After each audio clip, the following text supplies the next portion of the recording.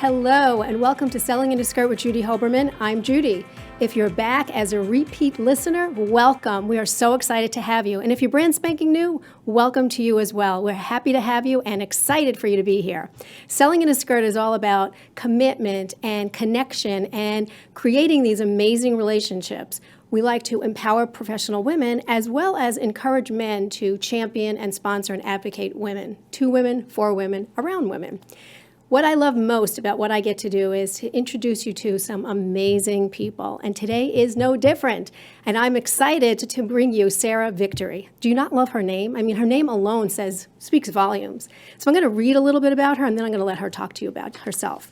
So Sarah is an international best-selling author of numerous best-selling books, including Double Your Business in 1 Year or Less, Do Something Brave Every Day, and How to Be Powerful. She's also the Chief Visionary Officer for the Victory Company. Her company began in 1995. She's got lots to tell you. She's also an award-winning speaker. She's performed for over 3,000 distinguished audiences and 3.5 million live participants in the U.S., Europe, and South America. She has been on radio shows and podcasts, and she has her own new podcast that we're going to talk about as well. Her clients are, it's just the list of who's who. That's where she's been on. So I want to bring Sarah on so you can actually meet her and we can talk to her personally. So Sarah, welcome. I'm so happy for you to be here. Thank you. Thank you so much for having me on. It's always lovely to see you. Yeah. Judy, you're always a spectacular person to talk to, and I'm honored to be here. Thank you. Well, thank you. And you're one of my favorite people, and you always make me smile. So thank you for that. So, of course, with your best name, Sarah Victory, we love that first and foremost. But I want you to tell everybody who you are, what you do, and what you love most about what you do. Well, first of all, I can't take credit for the name. It came with the really hot husband. And so, yes. He went from cute to hot? Yeah, lately he's been really extra great. So typically he's just a cute husband, but lately he's been extra special. It came with the guy. I sort of scored on both the name and the guy. What we do at our company, the Victory Company, is we help businesses grow, and we help them grow quickly and exponentially. My speaking has obviously been Double Your Business in 1 year or less, which I have done 3.5 million participants and about 3,000 organizations. I'm in Europe right now, in the country of Malta, which I'm embarrassed to admit I had to look up exactly where it is before I came when they offered me the project. It is beautiful, and I can highly recommend it. We really just do one thing at the company, and that's double every business that we can touch. One of my best friends says that I can grow anything except a house plant. So that's kind of what we are all about, and we love to help people. I mean, the easiest way to explain it is how I ended up in Europe, which is the most bizarre thing. So I'm speaking at this lovely audience, and this woman comes up to me, and she's basically a gazelle. She's like 9 feet tall, absolutely gorgeous, and even has a British accent. And she says, "Oh, I would love to double my business." And I said, "I think everybody, there's another 1,500 people in the room who would also love to double their business, which is why I have a job." And she laughed and she said, "Can we have tea? I'm serious. I want to double my business." I said, "Great." So we sit down and she starts telling me about this division she has and that division she has and what's in Ireland, what's in England, what she wants to do in Mexico. And I'm thinking, wow, this is a pretty big business. And we typically work with companies anywhere from like 3 million to 50 million. And all of a sudden I said, how big is your business exactly right now that you want to have help with doubling? And she said, in 1 year or less is the name of our program, Double Your Business in 1 year or less. And I thought, well, this is a big place to double. And so it was about 75 million. And I thought, you realize there's no way I can double all of that in a year. And she goes, "Oh, no, darling. If you could just do it in the next 5 years, it'd be fabulous." And I said, "Okay, I can work with that." And so I said, being a good consultant, I had no idea where to start. And I said, smart consultant question, what do you think it would take to double your whole business in less than 5 years? And she said, "Oh, I know exactly what it'd be." She said, "I need to get into Coke and Pepsi and Quaker." And I said, "Really?" Really? Okay. I can work with that. And what they'd mainly done to that point was just growth by acquisition, buying lots of stuff. And so their ability to sell was, well, they should have been watching your show, because their ability to sell was really not good. Their strategy was to contact those three companies 1,000 times a day and say, we're really awesome. And shockingly, that was not working too well. So it was not going too well. So for 15 years, they've been banging on those three doors and not getting anywhere. So I said, okay, I think I have a better strategy. Let me work with your salespeople. Let me work with you. Let me see what we can do about making you more of a player in the industry. And I said, let's get you in there. And then before I do that, usually I will also make sure that I think we've lost you here Nope, somewhere. I'm here. Hello. Okay, we lost you for a sec. Yeah, we'll also make sure that that the company won't implode when I love to double things, but you can implode things when you double them if there's not enough infrastructure. Only company we've ever gone into where we went in and checked, and almost every single thing was just flawless. The only thing they needed was a couple of virtual assistants that we were able to source for them. So at the end of 8 months, we got them into Coke. At the end of and then it's about 14 months Pepsi, and 22 months, and I was counting every month, was getting into Quaker. And they literally went from 75 million to 156 million, like within a month. Oh my God. So I became very popular there. We had a big party. It was wonderful. And so she came by Chicago and we had a great dinner. And she said she wanted to do it again. And I said, do what again, girl? What do you want to do again? And she said, oh, I want to double it. I want to double again, darling. And I went, oh dear. I didn't know how to do it the first time. I don't know how I'm going to do it this time. But we figured out a bunch of strategies that seemed to be working so far. And she had me in Mexico, Portugal, France. Now I'm in Malta. I've been in England a bunch, and we're doing our best to get them from 156 to 300. So that is how I ended up being in a foreign country with languages I don't speak on a regular basis. But it's So exciting that's also, that's though. that's what we do. But yeah, and it's we really try to be one-stop shopping for organizations that need us, whether they need virtual assistants, whether they need fractional people, like somebody's having a baby and they need a part-time CFO, CIO, COO, EIEIO. We've got them all.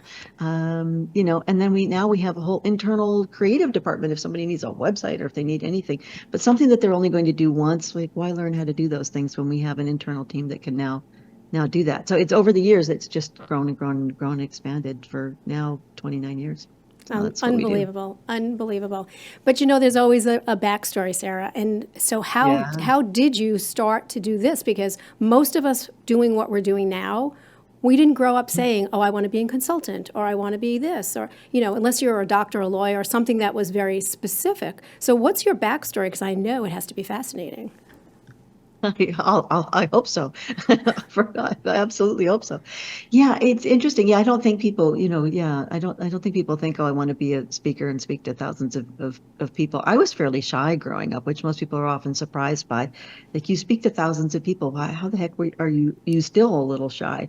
And I think it's just some part of your soul comes to life when you're doing what you're really truly meant to do. And I'm really meant to help people grow and succeed. And actually, if you really want the insider backstory, when I was a little kid, I had something pretty extraordinary happen to me.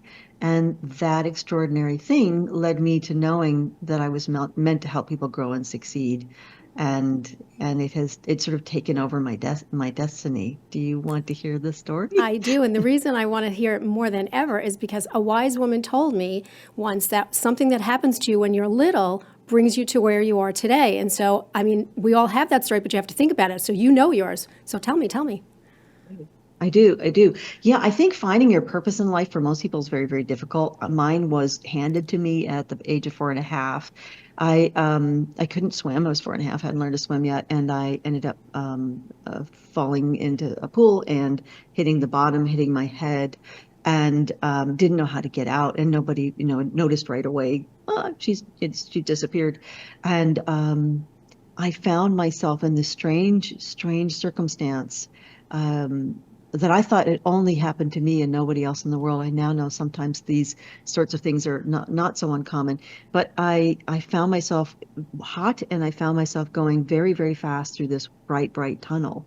And I don't know if it was lack of oxygen to my brain or if I was an overly imaginative 4.5-year old, but it changed the trajectory of my life forever, because all of a sudden I'm on the other side of whatever is other side, and all these beings are lovely and it's wonderful, and I'm thinking, oh, this is great, I could just stay here, it's really pretty fabulous on this side.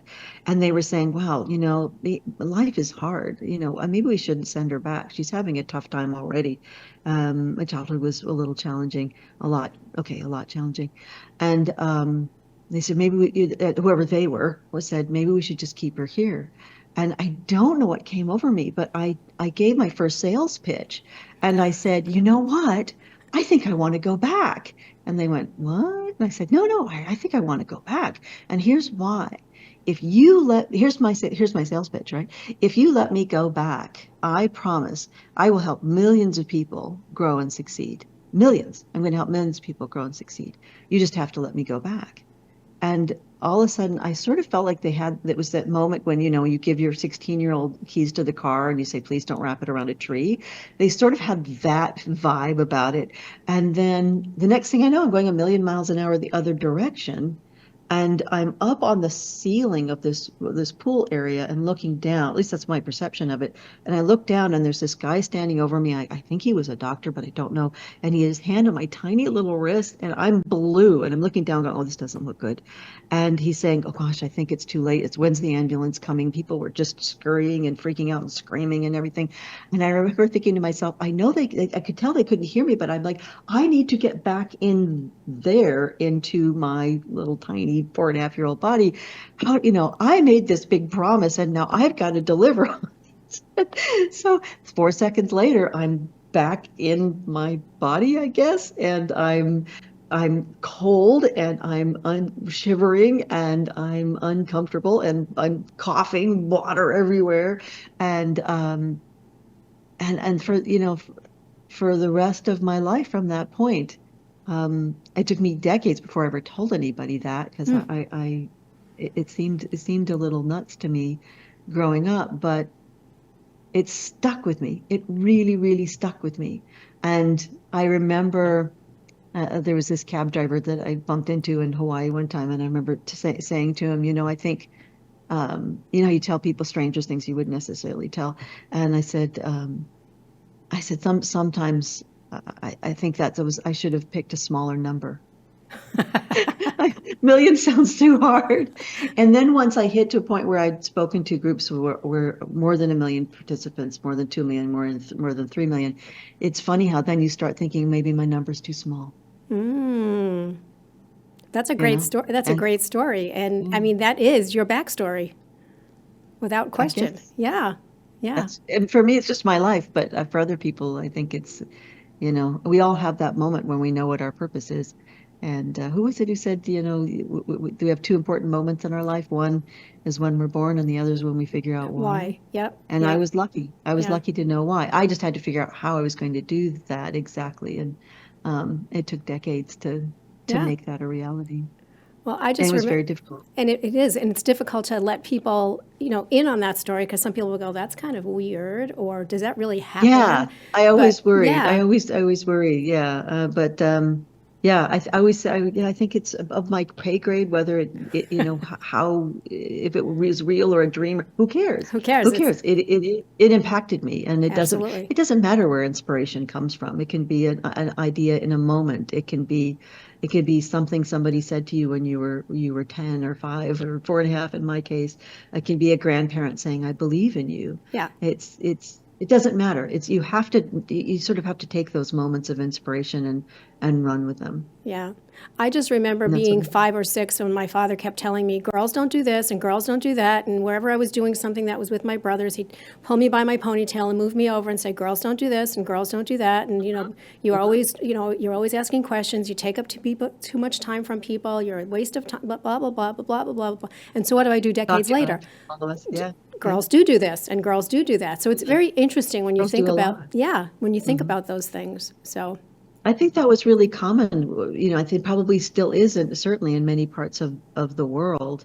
But how wonderful that you found a way to do what girls don't always do as a professional speaker, as a writer, and coming up. I think it's sometimes difficult to Hmm. find your place when you've heard those kinds of messages that most of us have heard, but you have to find your way. You have to, Yeah. have to Yeah. find your way. I'm so glad that you overrode those. I'm sure he meant well, and No, I no, think there no. was a time when he didn't mean well. Okay, so we have a similar childhood. Yeah, I think, yeah, I think you have to override that for the rest of your life of thinking that. And I think as a culture, around the world, I see this. All the statues are of, men on horseback with a big sword. There's not a lot of women on horseback with big sword. I mean, you'd see all the sculptures, Yeah. all the big plaques. They're always about men. And that, I think that impacts whether or not we think that we can do things that guys can do.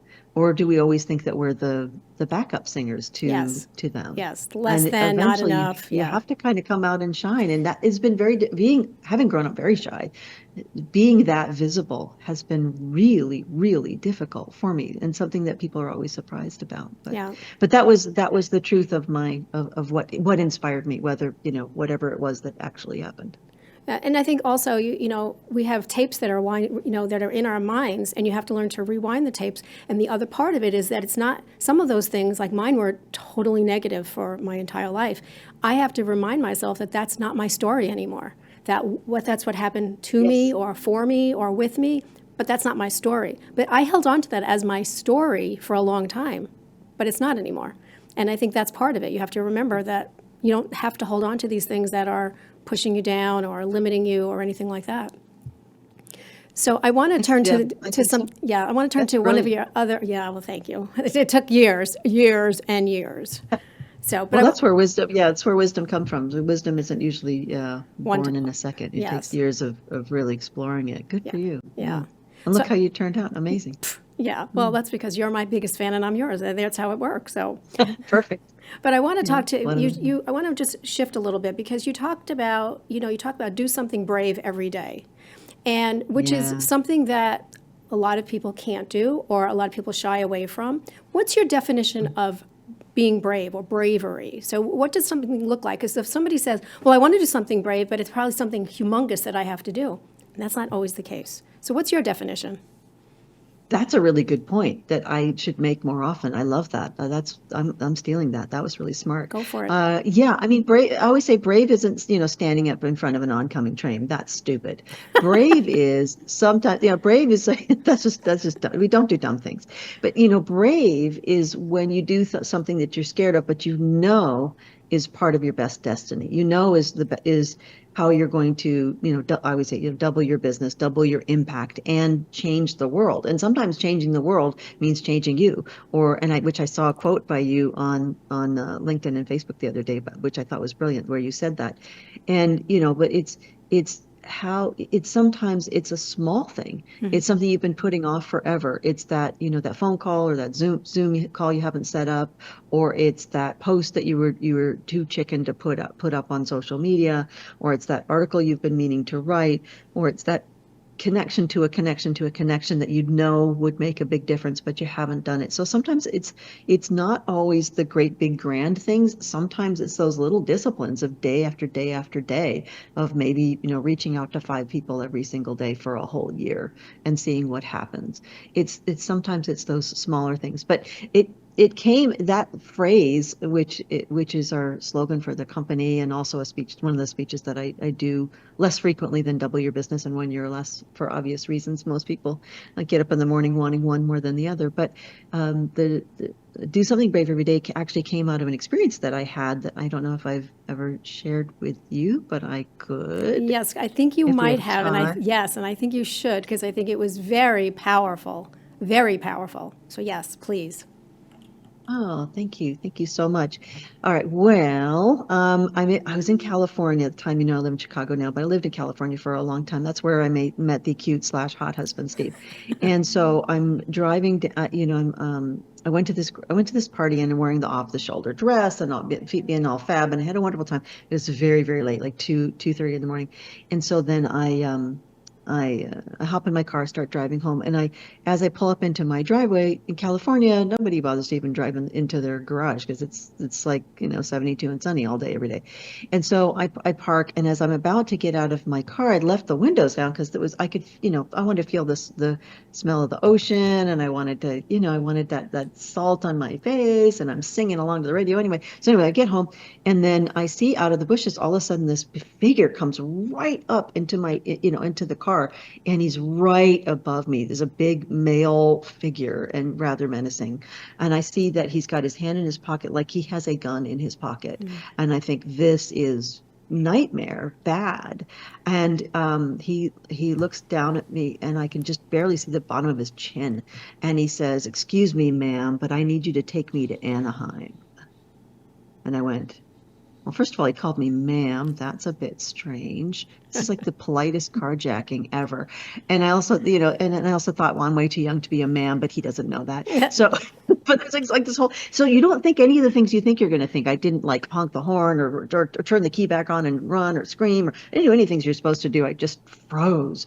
And 4 seconds later, the guy is like a ninja. He's opened up the other door because it was the window was open, and he's sitting next to me. And I'm thinking, I guess I better drive this guy to Anaheim. Like, why am I driving to Anaheim?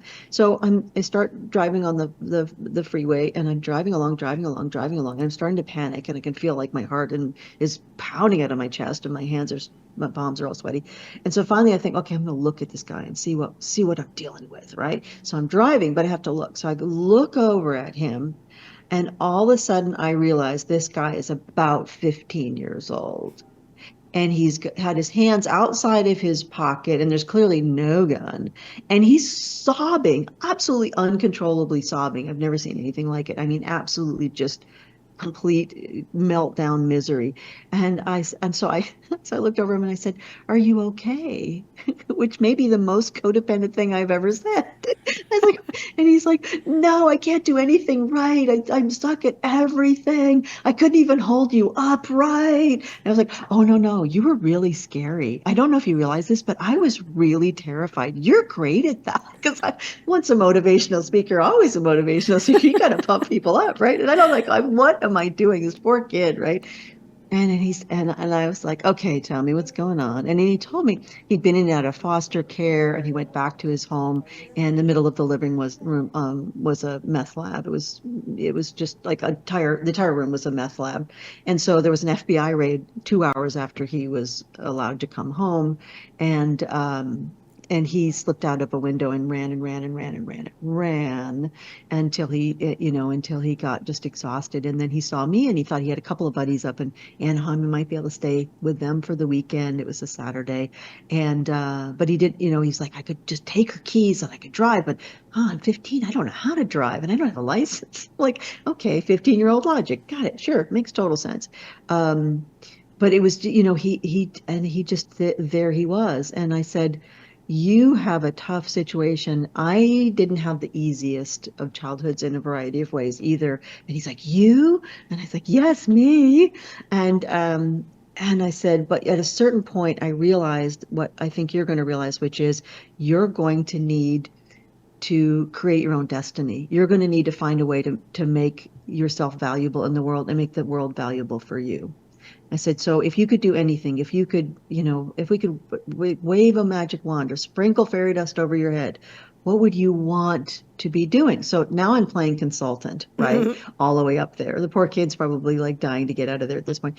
And he said, "I would work on old motorcycles, and I'd work on old cars, and I would make them cherry," which apparently means good. And I said, "Oh, that sounds great. Well, how could you start doing that now?" He goes, "Well, there's special schools you can go to that'll help you learn how to do that while you're still in high school." And I went, oh, wow. He goes, and there's special housing. He goes, there's this one social worker. She really likes me. She might talk to me about it. I said, oh, really? Isn't that interesting? So it's incredible how this kid's already got an imagination of what could happen. I said, oh, really? Neat. That's great. I said, what would be your first step? He says, well, I call her on Monday. I said, oh, great. That sounds fantastic. So now we're in Anaheim, in the sketchiest part of Anaheim. Sorry, Anaheim. And we're driving along. We get to this house, and he goes, well, this is a really bad neighborhood. I'm going to wait till you drive away, make sure you're okay. I said, no, no, no. This is a really bad neighborhood. I'm going to wait till you get up into the house. His buddies are waving and everything, and make sure you're okay. And so we're like having this little conversation, and I see him grab my business card and slip it into his pocket, and didn't say anything. And he said, ma'am, and I kind of let it slide, considering the day he'd had. He says, ma'am, I am 15 years old. I think you're the first person who's ever believed in me. And I said, wow. I said, I think I was probably 26 before I found somebody who believed in me. That's amazing. How I'm honored to be that person. I do believe in you. I don't recommend you repeat tonight, but I do believe in you. And I look forward to seeing you going to your best destiny and you having the best life possible. So he gets out. I drive home. I think my life is crazy. And a few weeks later, I'm flying into Cincinnati, and I'm walking along, and my assistant at the time, Pamela, is on with me, and I'm on my my Bluetooth, and she says, "Oh yeah, this guy called, and he sounds really young." And I said, "Oh, okay." She goes, "No, really young." Well, what did he say? Well, he wants you to know a few things. He wants you to know that he's gotten into a special school. He's working on old motorcycles and cars, and he's making them cherry. Is that a fruit? No, not a fruit. I know what he means. I swear he explained it to me. And he wants you to know that he's discovered the secret of life. And I said, the Wow. secret of life? He's discovered the secret of life. He's 15. What is it? And he said, he said to tell you that the secret of life is to do something brave every day. Just to do something brave every day. And I thought, that is so true. I think he could do my programs from now on. He's so brilliant. And she tried to get him to leave his phone number, and he wouldn't. And she asked several times, and he's never with the same, with a lot of the same things for years and years. And he never got back to us, and I had no idea how to find him again.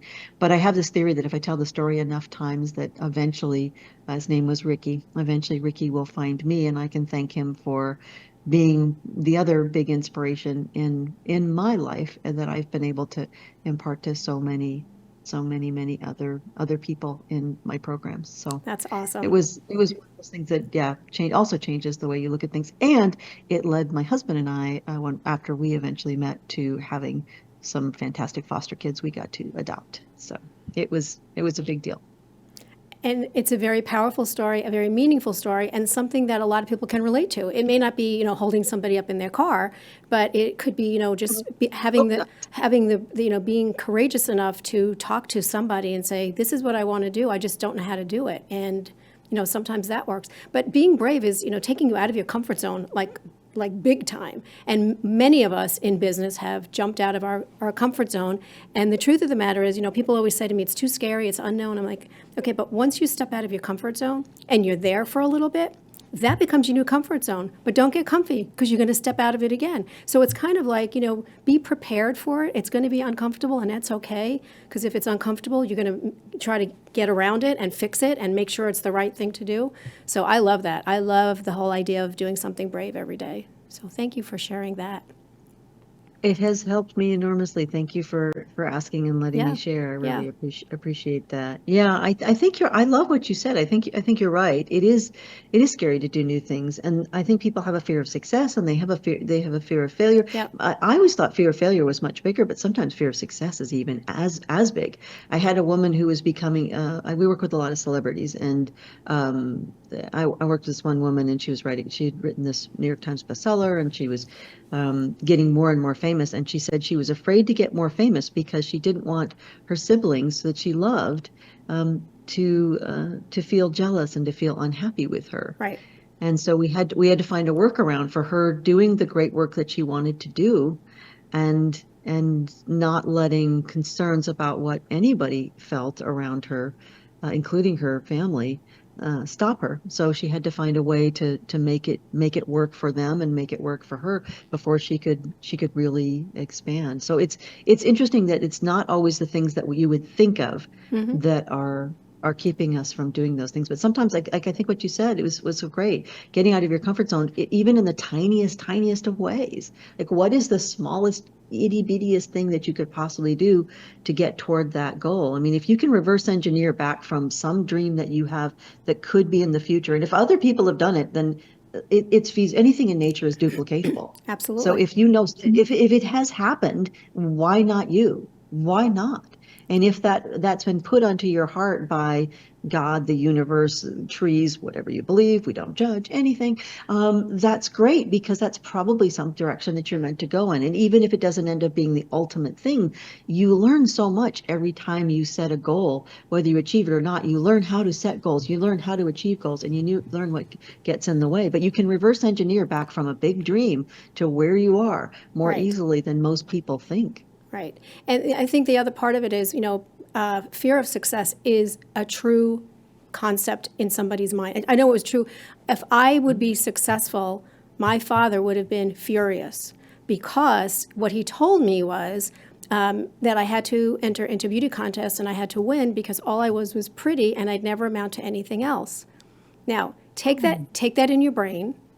And Oh my gosh. every time you get on stage, what are you thinking? I'm never going to amount to anything. Nobody's going to believe me. Nobody's going to want me. Blah blah blah Mhm, blah blah blah. mhm, So I had mhm. to, rewind the tapes and tell myself that you're awesome and you have a great message and so on and so forth.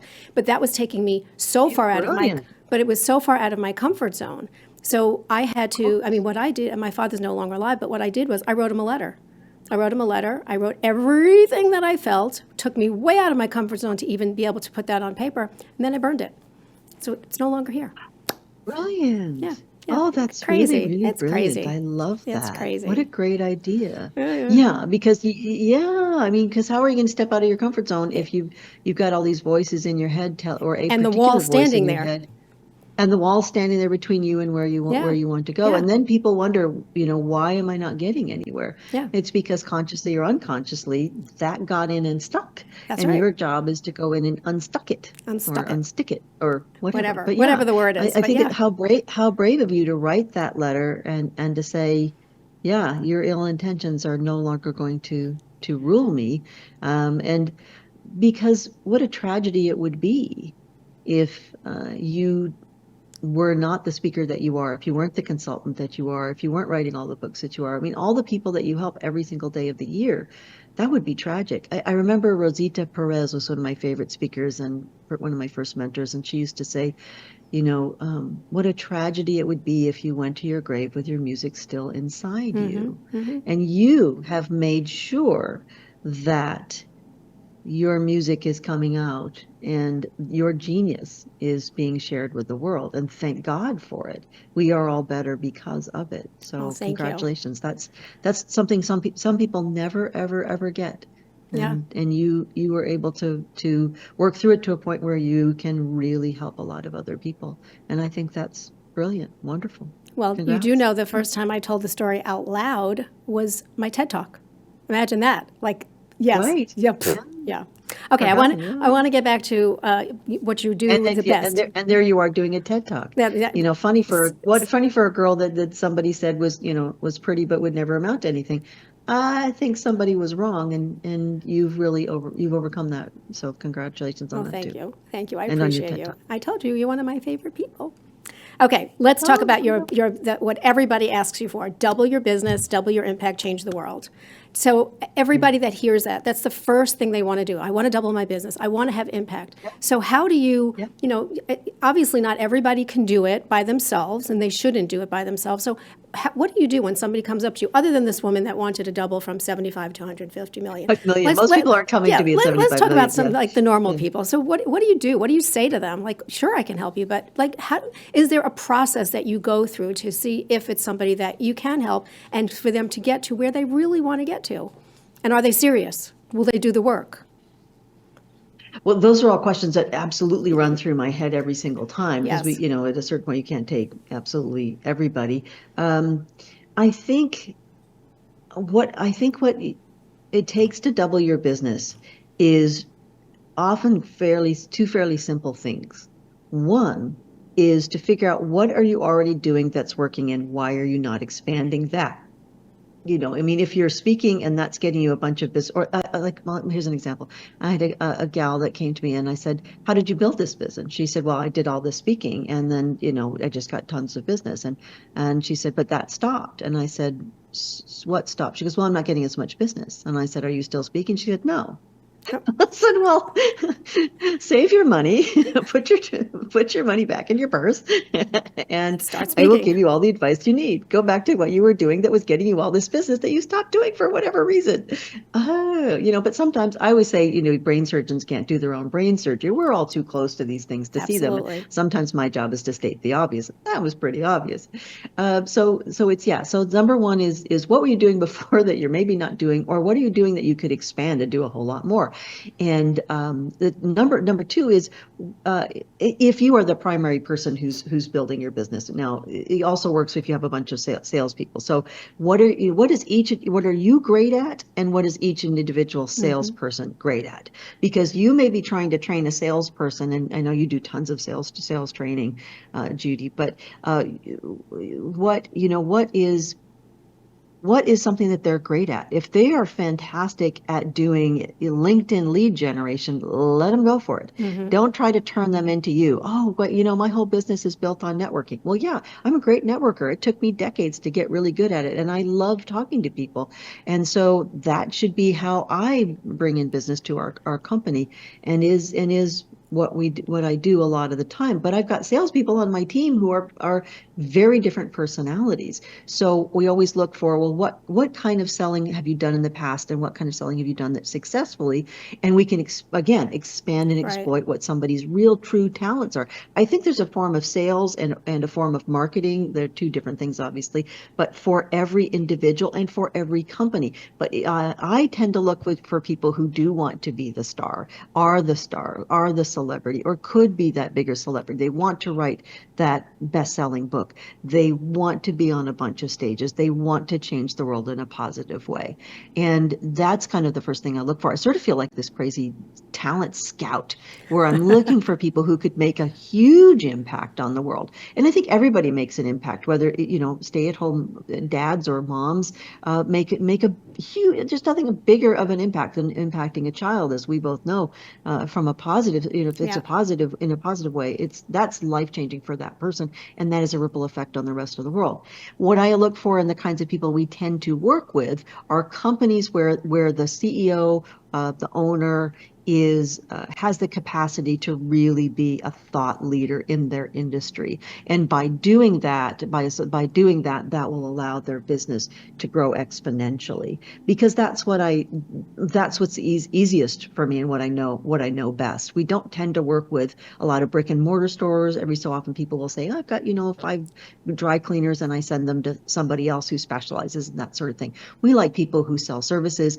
and where they're selling the invisible. Right. How do you explain the invisible to people? And I love to do that. And I name a lot of companies, I name a lot of products, I name a lot of services, and 77 of the different book titles that I've gotten to name have been New York Times bestsellers, or Amazon bestsellers, or USA Today bestsellers. So I'm good at labeling stuff. One of my favorite friends is a guy named Bill Marsili, who's the next episode of our Inspiring Victory show, the Inspiring Victory show podcast and YouTube show, and he said something brilliant about this, which was, and he's the guy that wrote wrote Deja Vu, the movie that Denzel Washington was in. He's this great producer, director, actor, screenwriter in Hollywood, and one of my best buddies. But anyway, he said, frame the truth in the best possible light. So how do you have a company, you are an individual, or you have a product or service to sell, frame it in the best possible light. If you don't take the time to frame it in the best possible light, other people will frame it the way they want to frame it, which may not be in the best possible light. Your job is to figure out what the best possible light is. And the truth is a powerful force. It had better be the truth you are really framing in that best possible light. So yeah, so I think that's a really powerful, that's a powerful message. I love what he said. Yeah. So what happens when somebody comes to you and they're doing really, really well, but their business is 100% referral based?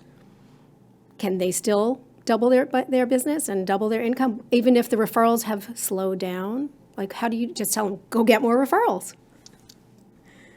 Well, yes and no. Right. Then what we do is we find another excuse for them to either come in as the buyer to a bunch of people that are in their network, so that they have something fresh and new and exciting to come in, rather than being the seller. And that's a complicated thing, but it's very doable for most businesses.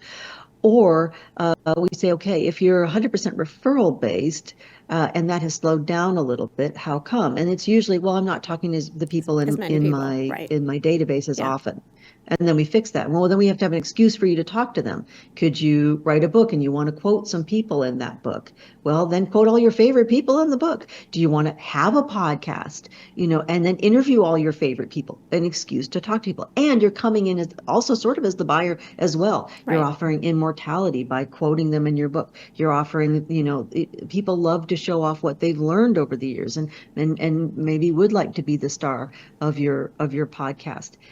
So you have to know your market and what would work within that market. But yeah, then it becomes, some things don't work forever. The world changes, and some things are no longer appropriate.